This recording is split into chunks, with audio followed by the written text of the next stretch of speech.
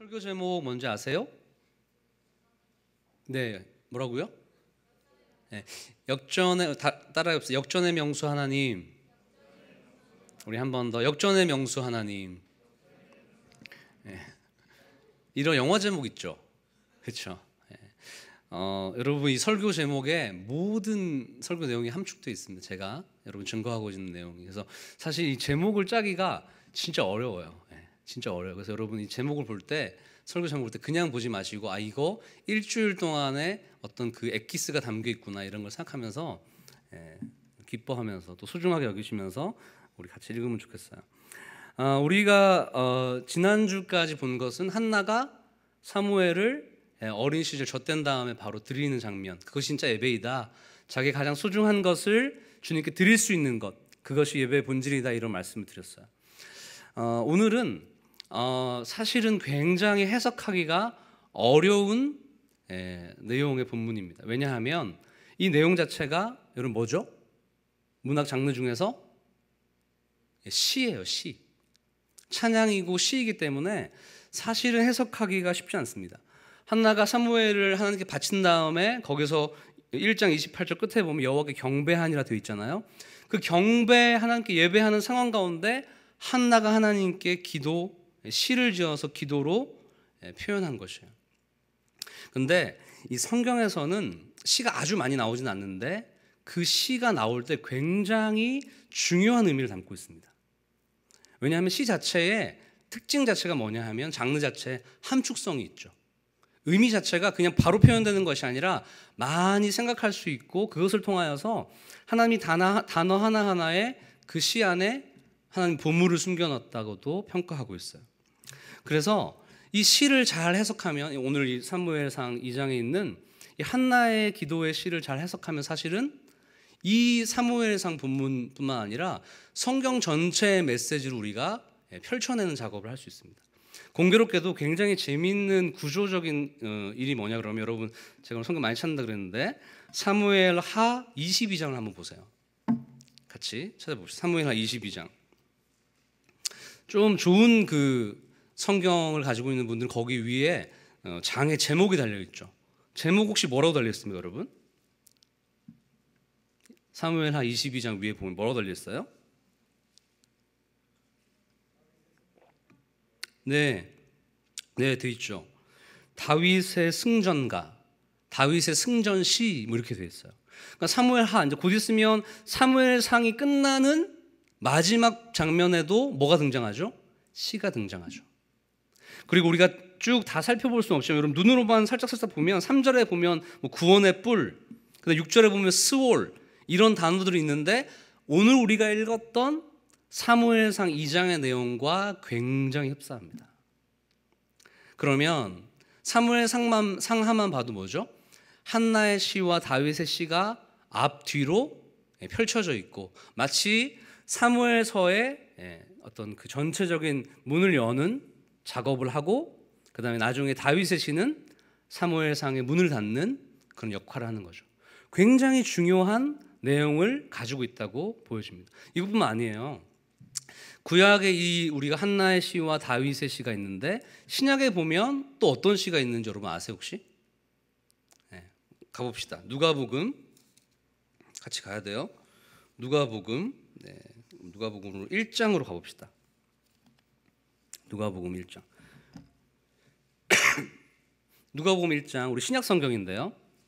누가복음 1장에 보면 누구의 시가 나오죠? 여러분이 찾아보세요. 누구의 시가 나오죠? 마리아의 시가 나오죠. 또 누구의 시가 나오죠? 그 뒤에 보면 사가랴라는 사람의 시가 나옵니다. 왜 제가 이거를 여러분에게 말씀드리냐 그러면, 이 마리아의 시와 누가복음 1장에 있는 사가랴의 시도 내용을 면밀하게 살펴보자면 어때요?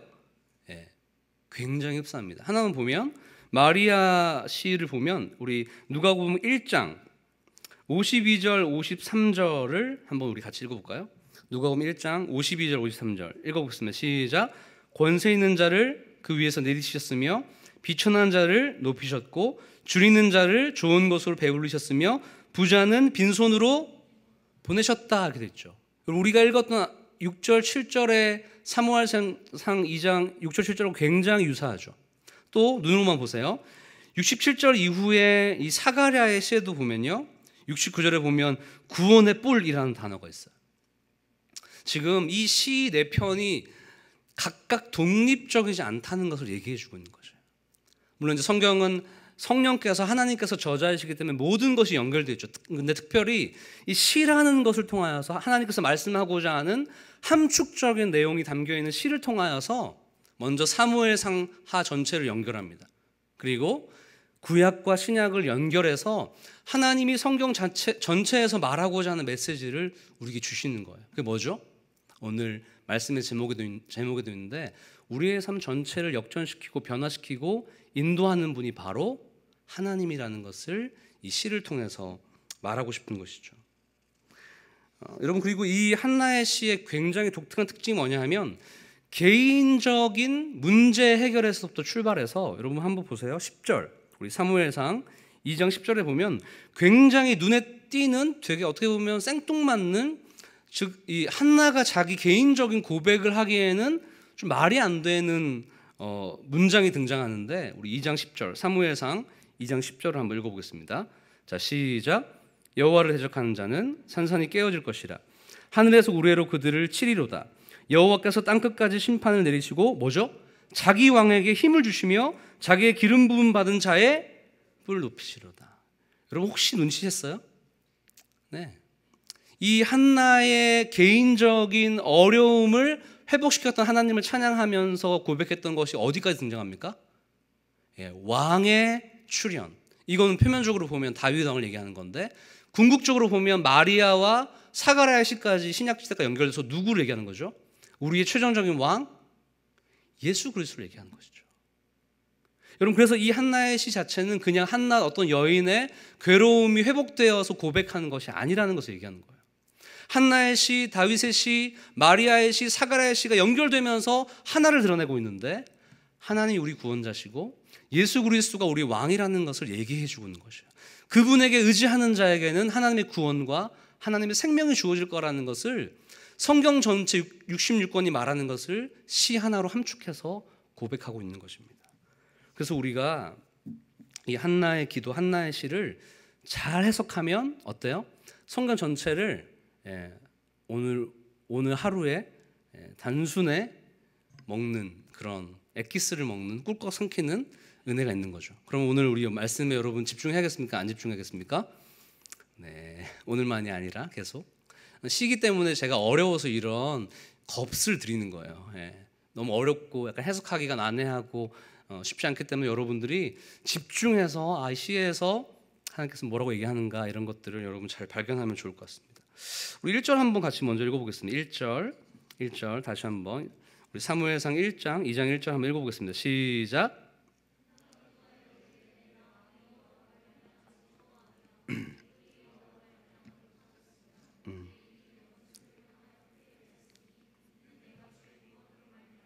기뻐하리입니다. 아멘. 여러분, 한나는 사무엘을 하나님께 바칩니다. 그 아이를 젖대자마자 한 3살, 4살밖에 되지 않은 아이를 정말 뒤도 돌아보지 않고 하나님이 제사장 공동체에 맡겨요. 그리고 평생을 거기에서 지내게 합니다. 그런 다음에 예배를 드렸어요. 예배를 드렸는데 이 시가 터져 나온 겁니다. 한나에게. 자신 안에서, 자기 자신으로부터 터져 나온 것이 아니라 알지 못하는 어떠한 은혜와 능력이 자기를 사로잡아서 이 고백이 터져 나오는 것이에요. 왜 그렇게 알 수 있냐 그러면, 여러분 지금 한나의 상황이 2장 1절에서 말하는 것처럼 기뻐할 수 있는 상황인가요? 왜 기뻐할 수 없는 상황이죠? 현실적으로 보면 그 아이를 바쳤잖아요. 여러분 물론 영적으로 하나님 약속대로 이 아이를 바쳤으니까 그게 좋은 것이죠. 신앙적으로는 잘 된 것이죠. 하지만 여러분 인간적으로 봤을 때 3살 4살 먹은 그 아이를 바쳤다. 그리고 어머니가 기뻐할 수 있을까요? 불가능한 것이죠. 자기 안에 서 있는 인간적인 감정으로는 기쁨 자체가 생겨날 수 없는 것입니다. 그렇다면 어떻게 이런 기쁨의 시를 말하고 고백할 수 있을까요? 그것은 자기 안에서부터의 그 기쁨이 출발하지 않았다는 것을 얘기해 주는 것이에요. 그럼 누구에게서 출발한 거죠? 네, 하나님으로부터 터쳐나오는 은혜의 기쁨이 자신 안에 있는 현실적인 아이를 바치고 굉장히 슬프고 먹먹하고 허전했을 것 같은 그 상황을 뛰어넘는 기쁨을 주신 것이죠. 여러분, 이것은 한나가 처음 경험한 것이 아니에요. 이전에도 한나가 1장에서 기도할 때에도 자기 스스로 할 수 없었던 환경 속에서 하나님의 은혜로 자기의 삶 전부를 뒤덮었던 경험이 있는데 그것과 연결된 것입니다. 우리 사무엘상 1장 15절 말씀 한번 읽어볼까요? 우리 큰 목소리로 사무엘상 1장 15절 말씀 읽어보겠습니다. 시작. 한나가 대답하여 이르되 내 주여 그렇지 아니하니이다. 나는 마음이 슬픈 여자라. 포도주나 독주를 마신 것이 아니요 여호와 앞에 내 심정을 통한 것뿐이니. 여러분, 한나는 지금 이 상황이 다 알겠지만 불임의 상태였어요. 수년 동안 결혼해서 살았지만 아이가 낳지 않은 상황입니다. 그 당시 고대 근동에 아이가 낳지 못하는 여인은 부정한 여인이었고 어떻게 보면 집에서 쫓겨나야 되는, 파혼당해야 되는 위기의 상황이었어요. 그런데 그런 상황뿐만 아니라 분인나라는 두 번째 부인이죠. 엘가나의 두 번째 부인이 자꾸 그 마음을, 한나의 마음을 흔들어 놓습니다. 그래서 한나는 큰 소리로 기도할 수 없을 정도의 완전히 무너진 상황이었어요. 그래서 심지어 엘리 대제사장이 한나가 기도하는 모습을 보고 술 취하는 줄 알았을 정도로. 왜냐하면 큰 목소리로 말하지 못하니까. 그런 부끄러움이 있었으니까. 절망 가운데, 고통 가운데 있었던 여인이었죠. 그런데 15절 이후에 보면 그가 하나님 앞에 나와서 기도한 다음에 어떤 일이 발생했나 하면 완전히 다른 사람을 변합니다. 그렇죠? 네, 여러분 18절 말씀, 1장 18절 말씀 읽어보겠습니다. 시작. 이르되 당신의 여종이 당신께 은혜 입기를 원하나이다 하고 가서 먹고 얼굴에 다시는 근심빛이 없었더라. 여러분, 그 전에는 분인나라는 그 두 번째 부인의 공격으로 인해서 계속 무너졌어요. 기도할 수 없었고 밥 먹기도 싫고 예배드리러 가기도 싫은 정도의 영적인 상태였습니다. 그런데 어떻게 된 일인지 15절에 하나님께 나와서 기도한 다음에 그 이후로 보면 완전 얼굴이 변했습니다. 그런데 뭐 그때 임신의 징조가 있었냐? 전혀 그렇지 않았거든요. 왜 그랬을까요? 명확하게 하나밖에 없죠. 하나님을 만난 것이죠. 15절 끝에 보면 내 심정이 통하였다라는 이 단어는 제가 그때 말씀드렸지만 모든 것을 쏟아내었다라는 히브리 원어의 근거예요. 모든 것을 다 쏟아낸 다음에 무엇이 그에게 채워진 것입니까? 하나님의 은혜가, 하나님의 함께 하심이, 하나님의 사랑이 한나에게 채워진 것이죠. 모든 것을 다 쏟아내고 고통을 쏟아내고 절망을 쏟아내었을 때에, 하나님께 모든 것을 맡겼을 때에 한나의 마음에 뭐가 채워집니까? 하나님의 사랑과 은혜와 동행함과 기쁨이 가득 채워지는 것이에요. 그랬을 때 그의 상황은 여전히 불임 상태이고 그의 상황은 여전히 분인나에게 공격을 당하는 상황이었지만 그의 얼굴빛이 변했습니다. 그리고 그 이후에 보면 실제로 불임이 해결되어지고 아이가 태어나게 되는 역사가 일어나게 되는 거죠. 여러분, 이 영적인 채워짐의 역사가 바로 오늘 한나에게도 일어났던 거죠. 사무엘을, 그 귀한 아이를 바치는 상황에서 어떻게 됩니까? 그 속에서 하나님이 그에게 기쁨이 되었던 것이죠. 우리 여러분 2장 1절에 보면 반복적으로 등장하는 단어가 있어요. 뭐죠? 여러분 찾으셨어요? 뭐로 말미암아 내가 기쁘다 이렇게 얘기하고 있죠? 여호와로 말미암아. 몇 번 나와요? 2장 1절에?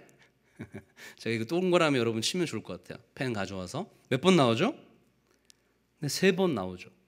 여러분, 이 단순한 단어가 반복적으로 한 절에 사용됐다는 것은 매우 중요한 강조사항이에요. 하나님이 우리에게 이것을 엄청나게 강조하고 싶기 때문에 아주 작은 한 구절에 이것을 몰아넣은 것이죠. 그럼 뭐라고 되어 있습니까? 한나가 말할 때에 그는 아이를 바치고 외롭고 허전한 상황이었지만 뭐죠? 내 마음이 여호와로 말미암아 기뻐하게 되었다. 여호와로 말미암아, 그렇죠? 높아졌다. 여호와의 구원의 은혜로 말미암아 기뻐한다라고 고백하는 것이죠. 즉 자기 안에서의 해결책이 아니었다는 것입니다. 자기 안에서의 기쁨과 즐거움이 아니었다는 것이에요. 특별히 여기서 쓰이고 있는 단어를 보면 굉장히 재밌는데, 내 뿔이 여호와로 말미암았다라는 단어는 뭐냐면, 내 뿔이라는 의미는 그 사람의 명예를 얘기합니다. 그 사람의 위상을 얘기해요. 즉 한나는 원래 임신도 못하고 불임의 상태였기 때문에 그 위상과 명예는 땅바닥에 떨어져 있죠.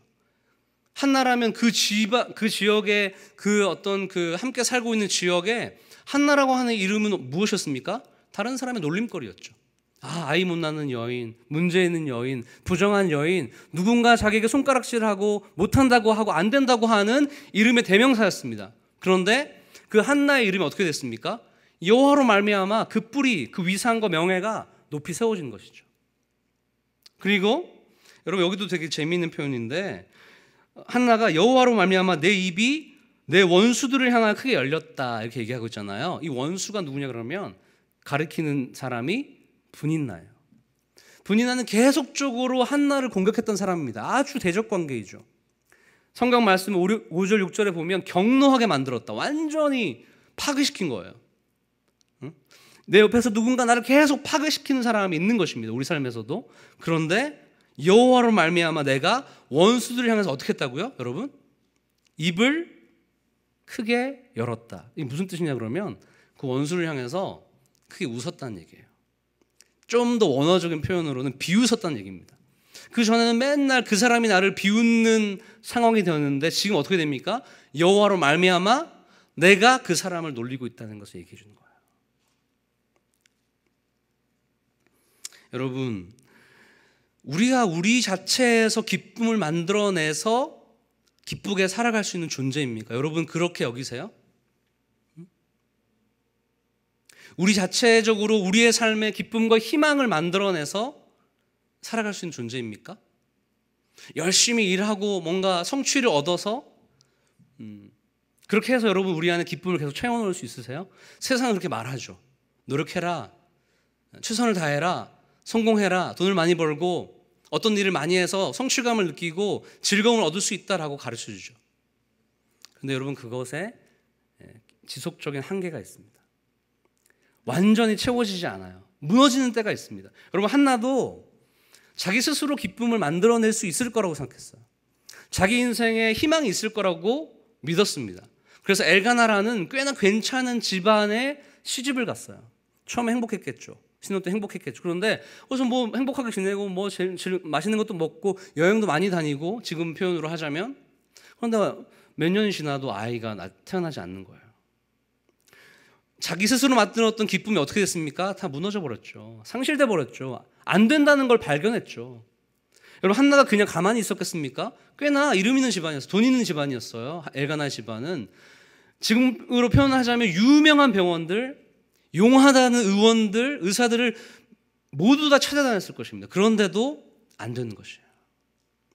자기 스스로 기쁨을 만들어낼 수 없다는 것을 발견하고 하나님 앞에 엎드렸을 때 어떻게 해주십니까? 하나님께서 그 상황을 역전시키시죠. 그리고 하나님으로 인하여서 그의 삶에 진정한 기쁨과 즐거움이 찾아오게 되는 것이죠. 우리 귀한 청년 여러분, 이 진리를 우리의 삶의 기준으로 삼아야 돼요. 여러분 우리 청년교회에서 이렇게 함께 있으면 여러분 옆에 있는 사람들 때문에 기쁘고 즐겁죠. 위에 저기 방송실 혹시 통제가 되면 여기 히터 조금 꺼줄래요? 몇 분이 지금 가시려고 하는 분들이 있어요. 가시려고 하는 분들을 지금 막아야 될 것 같아요. 가시지 마세요. 여러분 충분히 이해합니다. 왜냐하면 이제 12시, 1시 정도에 밥을 먹고, 그렇죠? 예배를 준비하러 차를 타고 여기 왔어요. 탁 찬양을 정말 열심히 드렸습니다. 그 다음에 무엇이 찾아옵니까? 졸음이 찾아오는 것은 우리 하나님이 만드신 우리의 어떤 생리적인 자연적인 현상이에요. 그렇죠? 하지만 이때 진정한 예배자는 어떻게 합니까? 자기 팔을 꼬집고 몸을 흔들어서 자기를 깨트려서 희생하는 것이죠. 그 잠을 희생하는 것이죠. 자연스러운 생리적인 현상을 거슬러서 주님께 영광을 돌리는 것입니다, 여러분. 그래서 잠을 깨는 것도 귀한 예배의 모습 중에 하나인 것이죠. 제가 어디까지 얘기했죠? 네. 여러분 옆에 있는 사람을 통해서 기뻐요? 예, 아니요? 네. 전사는 요즘에 그 우리 새내기들과 셔틀 그 집에 갈 때 한 4시 40분 5시에 이렇게 그 차량 운행해 주는데 그냥 저는 가만히 있어도 좋더라고요. 왜냐하면 뒤에서 막 자기들끼리 막 뭐 얘기하고 그러는데 무슨 말인지 사실 잘 못 알아듣는데 그래서 급식체 같은 거 쓰면서 막 이거 저기 하는데 너무 좋아 보여요. 막 별것도 아닌 것 같은데 막 깔깔하고 웃고. 또 우리 대표적인 그 웃음의 기쁨의 어떤 메이커는 저기 우리 혜민이랑 수민이 뭐가 좋은지 그냥 돌아다니면서 웃고 뭐 종이 하나 보고도 웃고, 그렇지? 땅바닥 보고도 웃고 이러더라고요. 서로 있으면 너무 좋죠, 그렇죠? 너무 좋아요. 우리 청년교회 안에서 친한 거 너무 좋아요. 그런데 여러분, 제가 경고하겠습니다. 예언하겠습니다. 가장 친하고 나에게 가장 기쁨을 주는 존재인 사람 때문에 가장 큰 절망과 아픔이 올 수 있어요. 무섭죠? 혜민이랑 수민이 사이가 벌어지는 게 아닌지 모르겠네. 저의 예언 때문에. 왜 그렇습니까? 사람이란 존재가 그래요. 사람이란 존재가 그렇습니다. 여러분 부부 사이에도 제 아내가 저기 계속 계시네요. 네, 그래서 여러분 부부 관계에서도 어때요? 예, 부부 관계가 아무도 몇 명 없죠. 그 사람을 통해서 기쁨과 즐거움을 얻지만 하나님 주시지만 완벽한 기쁨과 즐거움은 아무리 가까운 부모와 자식과 가족 관계도 불가능한 것입니다. 여러분 가장 큰 상처를 받는 대상이 누구입니까? 어렸을 때 제가 이제 그런 예전에 그런 그 공부를 잠깐 한 적이 있는데 우리 어른 20살, 30살 정도가 됐을 때 가장 큰 그 사람의 성격과 그 사람의 습관을 형성하는데 가장 결정적인 어떤 안 좋은 부정적인 행동과 인격을 주는 사람이 누구인 줄 압니까? 가장 가까운 부모님이에요. 형제예요. 어렸을 때 받았던 아버지 그 한마디, 어머니 그 한마디가 내게 기쁨이 아니요 나에게 절망과 아픔을 평생 동안 나의 성격 가운데, 나의 인격 가운데, 나의 삶의 모습 가운데 주어지는 것이죠. 아마 여러분 중에서 그런 분이 많을 것입니다. 그래서 가장 가까운 사람, 사랑하는 사람일지라도 그 사람이 나의 기쁨이 되지 않습니다. 네. 가장 중요한 게 누구죠? 하나님으로부터 말미암아 주어지는 기쁨과 즐거움이 필요한 것이죠. 여러분 하박국서 우리 3장 17절에서 18절 말씀 한번 찾아보겠습니다. 아까 우리 찬양할 때도 잠깐 나왔던 말씀인데 하박국 3장 17절에서 18절까지 말씀. 하박국 어디 있는지 쉽지 않죠. 저 구약 끝에 있어요. 수선지서라고 해서 호세아 뒤에 호요람 오병미 나 학습 합할 때 있어요. 학습 말라기 앞에 있는 말씀이에요. 네, 한번 찾아보세요, 여러분이. 찾았어요, 다? 우리 스마트폰을 참 또 빨리 찾네요, 생각보다. 좋아요. 가급적이면 성경책 가져오면 좋겠고. 자, 하박국서 3장 17절에서 18절까지 말씀 읽어볼까요? 우리 읽어보겠습니다. 시작. 비록 무화과 나무가 무성하지 못하며 포도나무에 열매가 없으며 감람나무에 소출이 없으며 밭에 먹을 것이 없으며 우리의 양이 없으며 외양간에 소가 없을지라도 나는 여호와로 말미암아 즐거워하며 나의 구원의 하나님으로 말미암아 기뻐하리로다. 여기서도 정확하게 말하고 있죠. 여기서 말하는 표면적인 그 조건은 재정적인, 즉 돈이 물질이 별로 없어도 하나님으로 인하여서 만족할 수 있느냐, 그것이 진정한 그리스도인이고 하나님의 자녀의 모습이라는 것을 얘기해 주는 것이죠. 왜냐하면 생각보다 돈이, 저도 사실 돈이 많지 않아서 사실 명확하게 얘기하기는 어렵습니다. 제 것이 아니니까. 하지만 돈이 영원하게 우리에게 만족을 주지 않아요. 사람이, 어떤 우리의 감정이 잘 되는 삶이 우리 기쁨을 주지 않습니다. 그 모든 것 다 있어도 하나님이 없으면 우리에게 절망과 아픔과 상처와 어려움이 있는 것이죠. 우리 귀한 청년 여러분 축복합니다. 사람으로 인해서, 내 삶으로 인하여서 일희일비하지 않길 원해요. 여호와로 말미암아서 하나님이 내게 주어주는 기쁨이 여러분 안에서 터쳐나와서 여러분이 도저히 기뻐하지 못하고 도저히 찬양하지 못하는 상황에서 하나님이 주시는 가득 채워지는 그 은혜로, 그 기쁨과 그 사랑으로 여러분이 기뻐하고 즐거워하였으면 좋겠습니다. 그러기 위해서는 가장 중요한 것은 주님 앞에 나아오는 것이죠. 여러분 한나가 했던 행동이 저는 무시하지 못하는 행동이라고 생각해요. 그가 고통 가운데 있을 때 1장 15절 이후에 기도하러 나왔고, 오늘 1장 28절 이후에도 보면 뭐죠? 여호와께 경배하니라 라는 장면에서 하나님과의 만남의 장면, 찬양이 터쳐나오고 기도가 터쳐나오는 장면이 반복적으로 얘기하고 있는 것이에요. 여러분, 일상성에, 지난주에 얘기했지만 일상성에 반복적인 기도의 습관을 절대 무시하지 마세요. 예배의 습관을 등한시 여기지 마세요. 최선을 다해서 예배하러 나오세요. 그렇죠? 우리 오늘도 했지만 내일 또 새벽 저녁에 말씀 사경이 계속 진행되는데, 여러분, 이런 공식적인 교회에서 여러분에게 허락된 요청하는 이 자리에 열심히 나오세요. 우리 청년부 수련할 때도 열심히 나오세요. 그 자리에서 기쁨이 터쳐나오게 되는 것이죠. 아멘.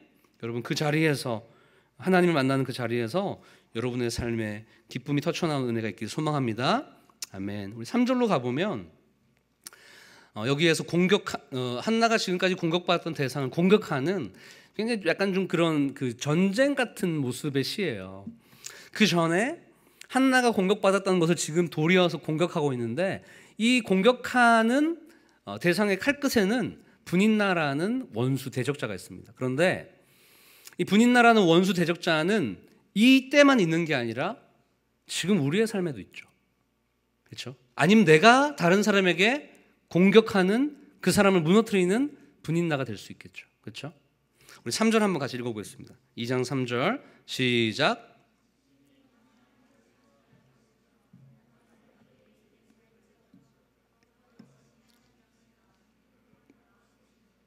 네, 아멘. 여러분, 심히 교만한 말을 하지 말고 오만한 말을 하지 말라, 이렇게 얘기하고 있어요. 무슨 말인가 하면 이 칼끝은 분인나를 지금 향하고 있는데, 여기서 말하는 교만하고 오만한 자는 누구냐 그러면 분인나예요. 여러분, 분인나가 우리 1장 6절 7절 눈으로만 한번 보면 어떻게 했냐 그러면 계속적으로 한나를 공격했습니다. 여러분, 여기서는 지금 1장 6절 7절에서는 그냥 격분하여 괴롭게 하였다 이렇게만 표현되어 있지만, 그 행간 사이에서는 분인나의 문장, 즉 한나를 괴롭히고 힘들게 하는 교만하고 오만한 어떤 문장, 말투는 어땠을까요? 그 말의 내용은 어땠을까요? 저는 아마 이랬을 거라고 생각해요. 문장으로 구성해 보면, 너는 절대 안 돼, 너는 절대 안 돼, 불가능해, 수년 동안 아이 못 낳았지, 이런 저런 거 못했지, 너 할 수 없어, 너 아무것도 아닌 존재야, 너 사랑받을 수도 없는 존재야 라고 분인나가 얘기했을 거라고 생각해요. 그 말을 들었을 때 한나는 격분하고 완전히 흔들리고 깨어지고 기도할 수 없는, 예배도 할 수 없는 영적인 무능력의 상태로 빠져버리는 거죠. 마치 지옥에 넘어진 것처럼, 지옥에 들어간 것처럼 상태가 된 것이죠. 여러분, 이 교만한 자, 오만한 자의 말이라는 것 안에는 인간의 죄의 본성 자체가 그대로 들어가 있어요. 교만한 자, 오만한 자의 특징이 무엇입니까? 자기 스스로 판단자가 되는 것이에요. 자기 스스로 결정자가 되는 거예요. 자기의 삶은 차지하고 다른 사람의 인생에 대해서 평가하는 것입니다. 다른 사람의 삶의 모습에 대해서 이렇다 저렇다로 결정하는 것이에요. 그래서 분인나가 한나의 인생을 결정했잖아요. 너는 절대 안 되는 사람이야, 너는 절대 할 수 없어, 너는 불가능해 라고 종교를 지었습니다. 여러분, 이게 죄의 본성을 가지고 있는 교만한 자, 오만한 자의 삶의 방식과 태도이죠. 이거는 아담과 하와에게서부터 비롯된 것입니다. 여러분, 하나님은 아담과 하와에게 어떻게 했습니까? 선악과를 따먹으면 어떻게 된다고 얘기했죠? 반드시 죽겠다고 얘기했어요. 그런데 아담과 하와는 어떻게 했습니까? 정말 죽을까 하노라 이렇게 얘기했어요. 죽을 수도 있고 안 죽을 수도 있다고 자기가 판단하고 결정해서 만들어버린 것입니다. 틀을 만들어버린 것이죠. 이게 죄의 본성이에요. 교만한 자, 오만한 자의 특징이 되는 것이죠. 자기가 판단과 결정의 인생의 주체와 주인이 되어 있는 것이죠. 여러분, 이런 모습이 우리 안에 얼마나 많은지 몰라요. 하나의 예를 들자면, 여러분, 이번 주 중에 다른 사람을 판단하고 결정한 적 없습니까? 네, 있어요? 네. 없어요. 잘했어요. 준겸이 잘했어. 여러분, 회사 생활하면서 아니 가족 안에서 또 다른 사람 만나면서 그 사람에 대해서 이 사람은 이래 특히 부정적인 말을 하면서 그 사람을 이미 틀에 가둬놓고 어떤 사람을 결정하고 그 비교와 대조를 통하여서 나는 꽤나 괜찮은 사람인 것처럼 결정했던, 판단했던 그런 모습 없습니까? 여러분, 여기 안에 이 교만과 오만의 삶의 방식의 문제가 뭐냐 그러면, 내가 그 사람들, 어떤 사람들에 대해서 이렇게 짜서 뭔가 좀 내가 드러나고 난 괜찮은 사람인 것처럼 판단되지만, 놀라운 것은 그것이 결국은 자기를 파괴하고 자기를 넘어뜨리는 지름길이라는 것이죠. 아담과 하와가 하나님의 말씀을 왜곡하고 하나님의 말씀 그대로 듣지 않고 자기가 삶의 결정과 주체가 되었을 때 어떤 일이 발생합니까? 네. 그 전엔 즐거웠던 노동이 지금은 힘든 노동이 되는 거죠. 그 전에는 아름다웠던 출산이 지금은 고통스러운 출산이 되어버리는 거죠. 다른 사람을 만날까 두려워하게 되는 거죠. 다른 사람이 혹시 나를 죽일 수 있기 때문에. 전쟁과 기근과 고통과 아픔이 이 땅 가운데 찾아온 이유가 무엇입니까? 교만과 오만의 방식으로 다른 사람을 정죄하고 판단하고 내리 깎았을 때에 그 사람보다 내가 괜찮은 사람인 것처럼 처음엔 보이지만 결국 어떻게 됩니까? 나도 그 사람의 비난과 판단을 결국 궁극적으로는 하나님의 심판과 판단을 받아서 멸망되게 되는 존재가 그 교만과 오만의 삶의 방식이라는 것이죠. 너무 위험하고 너무 두렵고 너무 무서운 것이죠. 우리 귀한 청년 여러분 가운데 혹시 저도 그래요. 사실은 막 완전히 자유하진 않아요. 교만과 오만의 방식으로 다른 사람을 이미 결정했고 이미 안 된다고 판단했던 모습들이 있다면 그것은 하나님에 대한 불신인 것이죠. 왜냐하면 한나는 표면적으로 봤을 때 전혀 희망이 없는, 소망이 없는 여인이었지만 하나님은 그것을 뒤집어서 어떻게 했습니까? 소망이 있게 만들었어요. 하나님이 일하는 방식은 그렇습니다. 우리가 안 된다고 하는 그때에 하나님의 역사와 일하심은 주어지는 것이죠. 그래서 여러분 쉽게 판단해서 안 돼요. 제가 오늘 아침도 그렇고 어떤 집사님 만나서도 그렇고 우리 청년들 만나면 이런 얘기해요. 전사님 수년 동안 저희 아버지와 어머니를 위해 성제를 위해서 기도했는데 안 되더라고요. 교회에 안 나오더라고요. 믿지 않더라고요. 이렇게 얘기하더라고요. 네, 표면적으로는 절망이죠. 안 되죠. 저도 이제 그런 경험이 있는데 막 부모님에게 막 크리스마스, 예전에 부모님 잘 안 다니셨을 때 크리스마스 때 막 이제 부모님한테 가자 그랬다가 혼나기도 하고 막 그랬어요. 저희 힘으로 막 하려고. 그래서 나중에 막 너무 섭섭하니까 포기하고 막 다시는 이제 막 초대하지 않으리라, 부모님을 전도하지 않으리라 마음이 다친 적도 있었죠. 여러분 그래요.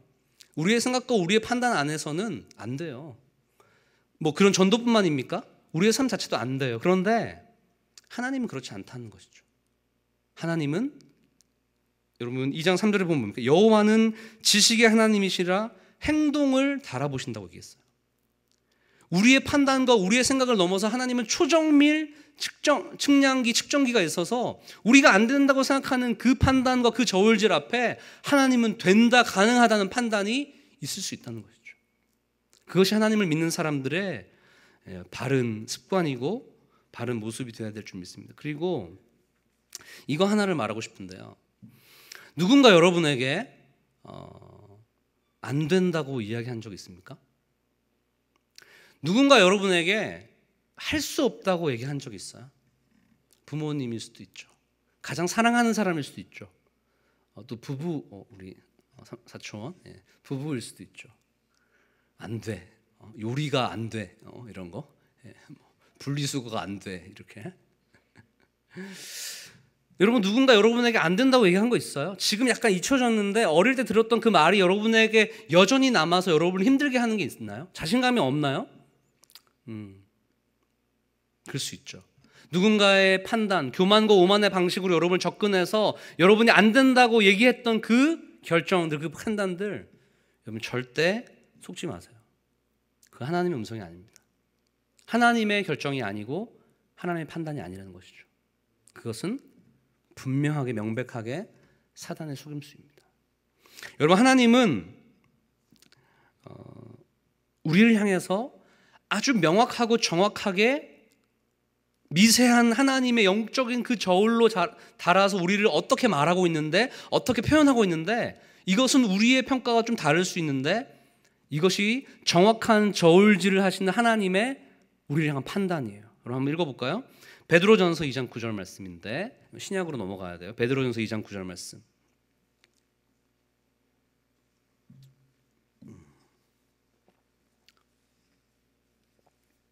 베드로전서 2장 9절 말씀. 우리 다 찾았습니까? 다 찾으면 저 얼굴 한번 보세요. 예, 보세요. 예, 반 정도 찾으셨군요. 네, 다 찾으셨어요? 네, 베드로전서 2장 9절 말씀. 여러분 하나님의 판단과 하나님의 결정을 여러분 지금 이 말씀을 통해서 여러분을 향한 판단과 결정을 받으셔야 돼요. 네, 여러분 스스로가 여러분 어떻게 생각할지 몰라도 하나님은 여러분 이렇게 얘기하십니다. 우리 베드로전서 2장 9절 말씀 읽어보겠습니다. 시작. 그러나 너희는 택하신 족속이요 왕 같은 제사장들이요 거룩한 나라요 그의 소유가 된 백성이니 이는 너희를 어두운 데서 불러내어 그의 기이한 빛에 들어가게 하신 이의 아름다운 덕을 선포하게 하려 하십니다. 예수 그리스도를 구원자로 영접한 모든 자에게는 이 평가가 주어집니다. 하나님의 결정이 주어집니다. 뭐죠? 우리가 하나님의 택하신 자녀라는 것, 왕이라는 것, 제사장이라는 것, 거룩한 자라는 것, 하나님의 나라라는 것, 하나님의 빛이라는 것을 얘기해 주고 있는 거예요. 여러분 인생 가운데 속았던 말이 있다면 오늘 이 시간 기도하면서 설교 들으면서 다 지워버리세요. 절대 아니에요. 사단이 말해주는 겁니다. 하나님이 여러분을 귀한 빛으로 거룩한 존재로 지금 이 시간 여러분 뭐 특별하게 뭐 안 해도 돼요. 뭐 잘 못해도 돼요. 예배 조금 못 드려도 돼요. 신앙생활 좀 못해도 돼요. 예수 그리스도 안에 있으면 이 판단과 결정이 지금 그리고 앞으로 미래 예수님 오신 그날에도 유효하다는 사실을 여러분 믿으시길 축복합니다. 아멘. 우리 옆에 있는 분들에게 얘기해 주죠. 당신은 하나님의 귀한 자녀입니다. 이런 거 할 때 좀 여러분 열심히 해주세요. 저도 할 맛이 좀 나고 뭐 다른 멘트도 좀 준비하고 그럴 거 아니면 맨날 이렇게 좀 한 번 더 옆에 있는 분들에게 당신 하나님의 귀한 자녀입니다. 속지 마세요. 네. 속지 마세요 한 분들 감사합니다. 할렐루야. 네. 정말 속지 마세요. 절대 그렇지 않아요. 왜냐하면 우리가 우리의 삶의 풍요로움을 책임지는 존재가 아니기 때문에요. 그렇죠?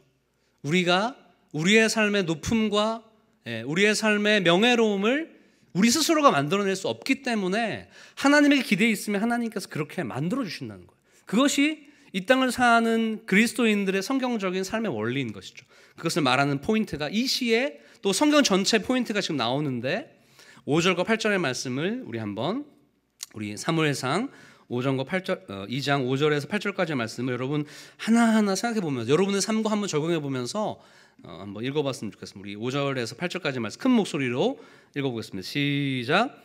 풍독한 자들은 양식을 위하여 품을 팔고 줄이는 자들은 다시 줄이지 아니하도다. 전에 임신하지 못하던 자는 7을 낳았고 많은 자녀를 둔 자는 쇠약하도다. 여호와는 죽이시고 살리기도 하시며 스올에 내리기도 하시고 거기에 올리기도 하시는도다. 여호와는 가난하게도 하시고 부하게도 하시며 낮추시기도 하시고 높이기도 하시는도다. 가난한 자를 진토에서 일으키시며 빈궁한 자를 거름더미에서 올리사 귀족들과 함께 앉게 하시며 영광의 자리를 차지하게 하시는도다. 땅의 기둥들은 여호와의 것이라 여호와께서 세계를 그것들 위에 세우셨도다. 아멘. 내용이 굉장히 많죠. 저는 이렇게 그냥 제가 단어를 만들어서 외웠어요. 이 내용 자체를. 여러분 약간 따라하기 약간 창피할 수도 있는데 리더들 한번 했었죠. 리더들 함께 도와주면서 따라해보세요. 가부낫노베 하나님. 다시 한번 가부낫노베 하나님. 무슨 뜻인지 혹시 아시는 분들 리더들 빼고. 대박. 어떻게 알았지 이거를? 너무 쉬웠나? 가부낫노베 하나님 뭐예요? 하나님이 나를 가난하게도 하시고 부유하게도 하시고 높이기도 하시고 낮추시기도 한다는 것이에요. 여러분 믿으세요? 여러분 지금 굉장히 가난하신 분 있죠? 우리 모두 아멘. 낮아져 있는 사람 있죠? 모두 다 아멘이죠. 네, 여러분 우리가 높아지고 부유하게 되는 것은 우리의 노력에 의해서입니까? 성경은 절대 그렇게 얘기하지 않아요. 하나님께 맡겨드리고 하나님이 그 사람을 부유하게 하시고 높이시는 방식으로 높아지고 부유하게 되었을 때 그것을 하나님의 복이라고 얘기하는 것이죠. 아멘. 정말 그래요. 여러분 세상에서는 이렇게 여러분 얘기하죠. 어렸을 때부터 들었던 방식이죠. 열심히 공부하면, 열심히 노력하면 성공할 거야. 출세할 거야. 좋은 대학 갈 거고, 좋은 대학 가면 좋은 회사 취직할 거고, 좋은 회사 취직하면 돈을 많이 벌 거야. 돈을 많이 벌면 예쁘고 잘생긴 남자, 여자를 만날 수 있을 거야. 그러면 행복할 거야. 이렇게 얘기합니다. 물론 그럴 가능성이 높죠. 근데 여러분, 그것이 우리 인생의 전부입니까? 저는 그렇지 않죠. 여러분, 그거에 속으면 안 돼요. 너무 달콤하고 너무 감미로운 말이죠. 그리고 그런 방식으로 살았던 사람들이 행복하고 잘 살죠. 부자이죠. 높아져 있죠. 국회에 있고, 대통령은 잘 모르겠고, 하여튼 너무 대통령 좋아하니까. 네. 그런데 여러분, 그렇게 사는 방식이 아니라 우리는 하나님이 주시는 방식으로 높아져야 되고, 하나님이 주시는 방식으로 부유하게 되는 것들을 경험하게 돼야 될 줄 믿습니다. 그럼 그것은 쉽지 않아요. 이 세상의 삶의 방식과 기존 질서 완전히 다른 것입니다. 불법을 행할 수도 없죠. 그렇죠? 다른 사람을 깔아뭉개는 방식도 아니죠. 그런데 성경에서 말하는 것은 하나님의 방식으로 우리가 이렇게 부유해지고 높아질 수 있다는 것을 얘기해요. 그것의 핵심적인 사람이 누굽니까?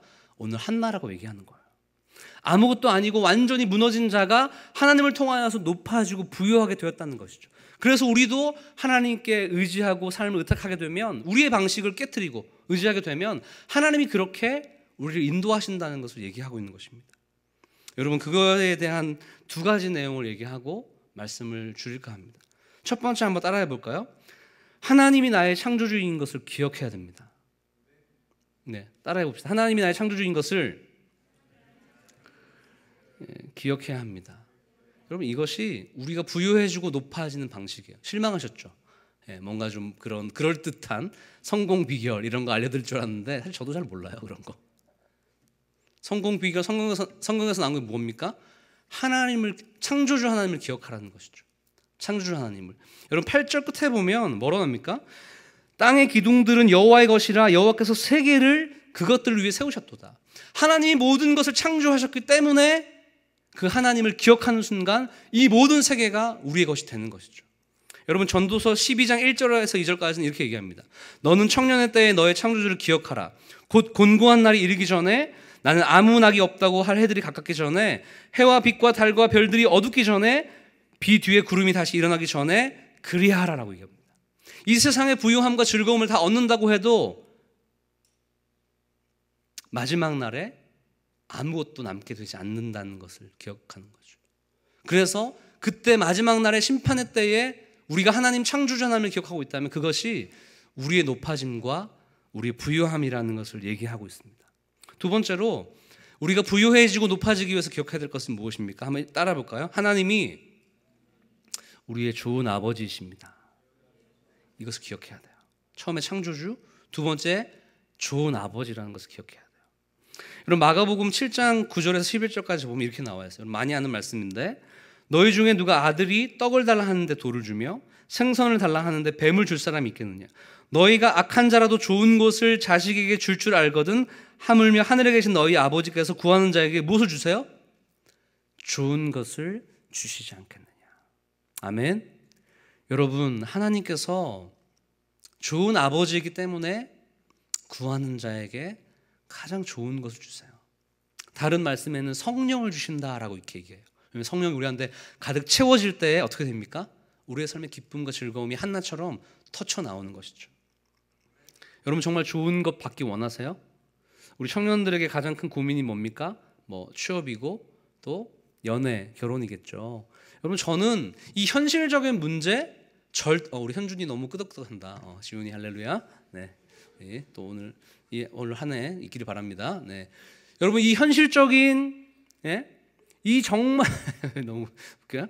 너무 현실적인, 너무나 현실적인 이 문제, 또 여러분 돈 문제, 건강 문제, 여러분 하나님이 좋은 것으로 채워주실 줄 믿으세요? 정말 믿으셔요. 믿고 기도해야 돼요. 믿고 기도하면 하나님이 가장 좋은 방식과 방향으로 우리 인도해 주십니다. 그것이 우리의 부유함의 비결이고 우리의 높아짐의 비결인 것이죠. 그럼 성경에서는 우리를 가득 채우고 우리를 너무나 부자로 만들고 높이 만드는 한 사건을 얘기하고 있죠. 뭐죠? 역전시켰던. 예수 그리스도의 십자가를 우리의 부요함과 높아짐의 결정체라고 얘기하고 있어요. 예수님의 십자가는 실패한 것 같죠. 아무것도 아닌 것 같죠.